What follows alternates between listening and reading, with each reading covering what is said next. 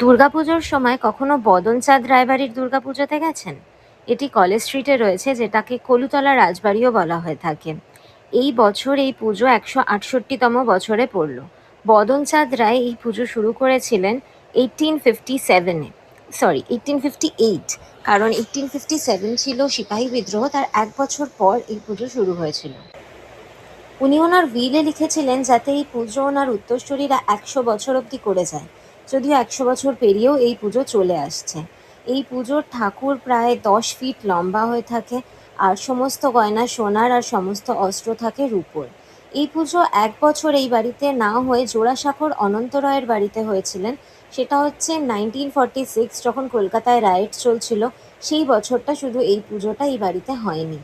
আর বরাবরই এই পুজোতে 5 দিন ধরে সমস্ত মানুষকে খাওয়ানো হয়ে থাকতো।